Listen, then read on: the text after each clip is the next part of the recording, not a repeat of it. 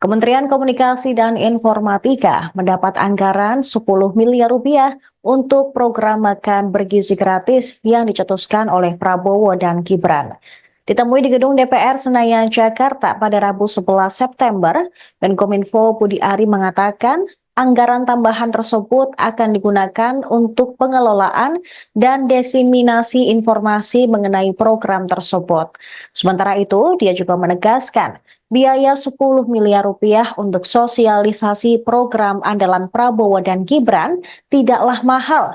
Lagi pula program IF tersebut menurut dia diperuntukkan untuk rakyat.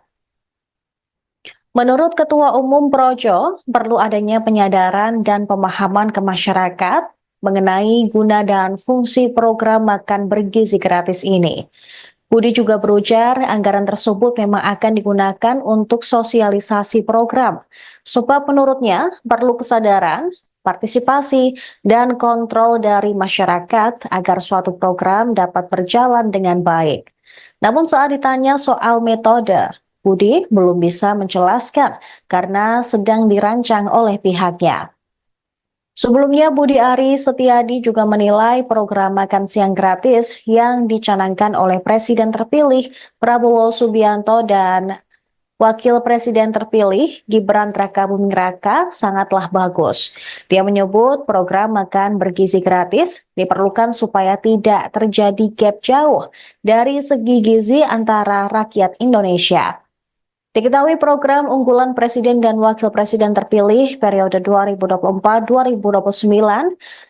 akan diterapkan ketika Prabowo dan Gibran mulai menjabat pada Oktober mendatang.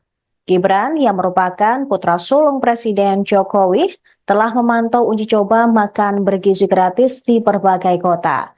Lalu pemerintah resmi membentuk Badan Gizi Nasional melalui Peraturan Presiden Nomor 83 Tahun 2024. Badan tersebut yang akan mengelola anggaran untuk dialokasikan kepada program makan bergizi gratis.